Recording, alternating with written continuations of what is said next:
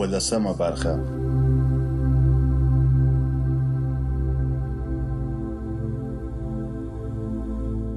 یو له بل سره مرسته وکړئ. مشران پوهیږي چې د یو بل له مرستې پرته نسي کولای په یوازې ځان ټول کارونه سرته ورسوي. مشران پوهیږي چې باید اهل کسان په دندو وګماري څو له دوی سره موخو ته د رسېدو په برخه کې مرسته وکړي. دوی په دې هم پوهیږي چې هره انساني ټولنه د وړ کسانو له کمښت سره مخ ده.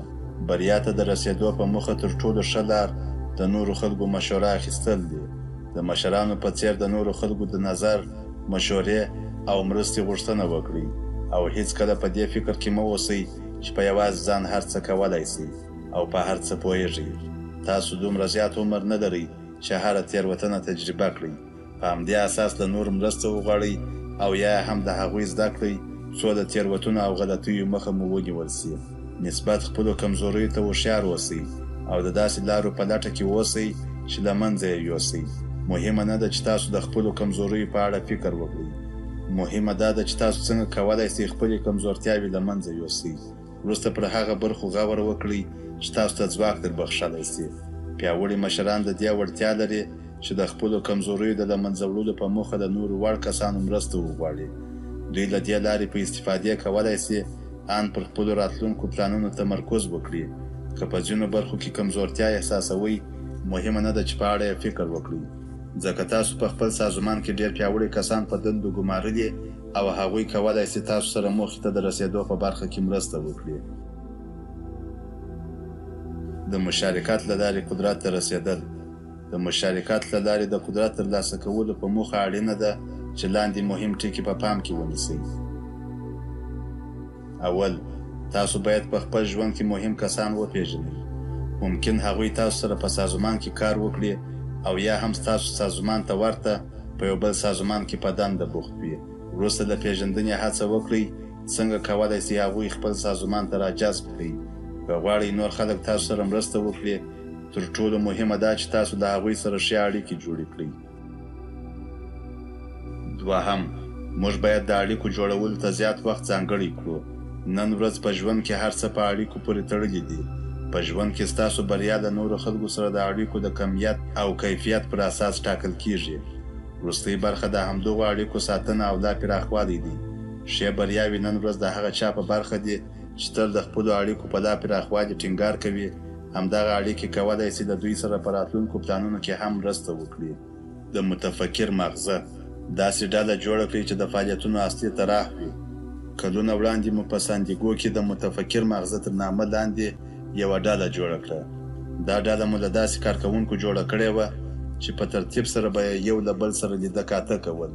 دوی به د سوداګرۍ لپاره په نوو لارو چارو غور کاوه او کله به چې کومه ستونزه رامنځته کېده، ژر به سره راټولېدل او د خنډ د له منځه وړلو په موخه به یو له بل سره مشوره کوله.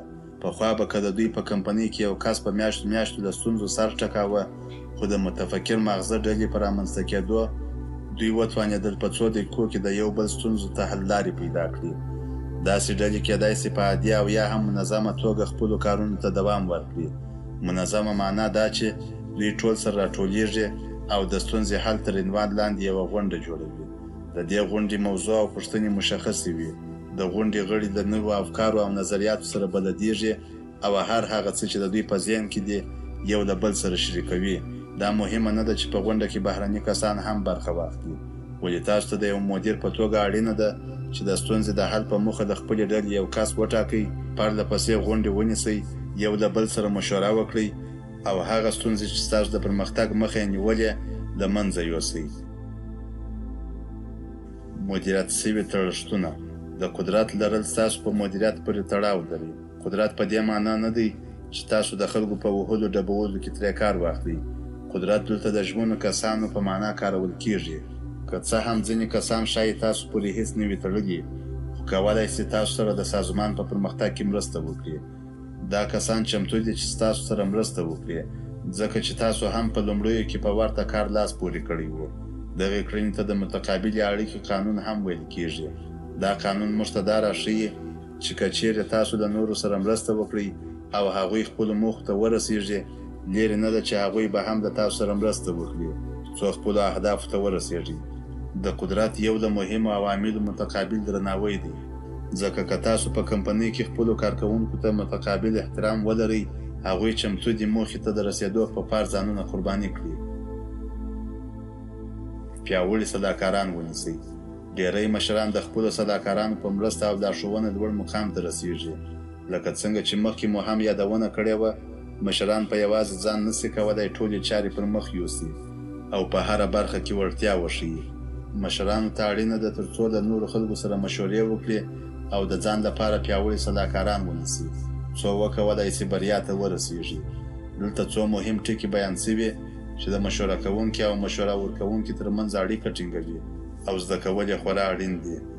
د ژوند په هره برخه کې ښکاره موخې وټاکئ. تر هغو د خپل کار په اړه پرېکنده تصمیم ونه نیسئ.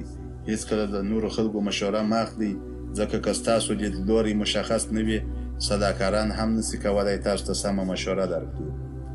هغه ستونزې او خنډونه وپېژنئ چې پر وړاندې مو پراته دي.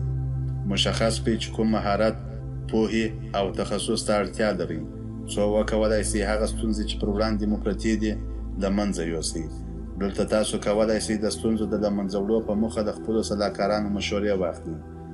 شاوخوا وګرځئ، پیاوړي صداکاران پیدا کړئ او له دوی څخه په هغو برخو کې چې له سختو ستونزو سره مخ یاست مشوره واخلئ.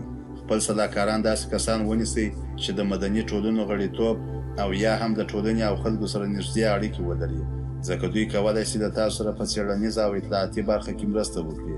په مدني ټولنو کې فعاله ونډه واخلئ. هڅه وکړئ هلته هم یو مسؤلیت پر غاړه واخلئ. په دې کار سره تاسو کولی شئ د ټولو خلکو پاملرنه راجلب او وروسته هغه کسان چې د ټولنې په چارو کې فعاله ونډه لري صداکاران ونیسئ. د مصروفیت سره سره مطالعه او تمرین ته دوام ورکړئ، څو وکولای شئ په خپل کار کې پرمختګ وکړئ. د دې ترڅنګ د داسې مشاورینو په لټه کې اوسئ چې تل یې په خپل کار کې وړتیا ښودلې وي. که مو تکړه او پیاوړی صداکار پیدا کړ، په یاد ولرئ چې په کمپنۍ کې به مو خورا زیات بدلون رامنځته شي. داسې هم مه کوئ چې تل له ده څخه مشوره واخلئ. هڅه وکړئ یوازې لس دقیقې هره ورځ له ده سره ناسته ولرئ، نور کارونه خپله تنظیم کړئ. د کتنې پر مهال د هغه سره د کمپنۍ عمومي معلومات شریک کړئ او وروسته هیله ترې وکړئ چې بریا ته د رسېدو په موخه تاسو ته اړینې لارښوونې وکړي. هغه پوښتنې چې تر اوسه بې جوابه پاتې دي، له ده څخه وپوښتئ. که ده هم د پوښتنو جواب نه درلود، بیا هیله ترې وکړئ چې د ستونزې د حل په موخه یوه موثقه سرچینه درته وښیي. له کتنې وروسته یو لیک ورته ولېږئ او په ادبي الفاظو مننه ترې وکړئ. په لیک کې د ستونزې د حل یادونه وکړئ او بیا ترې مننه وکړئ. د لیک په اخر کې ولیکئ، په دې هیله چې تل د ستونزو د حل په موخه راسره مرسته وکړئ. هره میاشت یو کوچنی لیک ورته واستوئ او د خپلو کارونو او پرمختګونو یې خبروئ. دا ورته په ډاګه کړئ چې تاسو ته د مشورې او لارښوونې ډېرې مهمې دي او همدا اوس هم د هغو کتابونو په ویلو لګیا یاست چې ده یې لارښوونه کړې وه. په دې کار سره تاسو کولی شئ هغه ته لا ځان نږدې کړئ. بالاخره دی دې ته لیواله کېږي چې په چارو کې تاسو سره نوره مرسته هم وکړي. هره میاشت له هغه سره د لیدو وخت ونیسئ. وروستۍ لارښوونه: که غواړئ په خپل کار او ژوند کې پرمختګ وکړئ، داسې صداکارانو ته مراجعه وکړئ چې په واقعي معنا ستاسو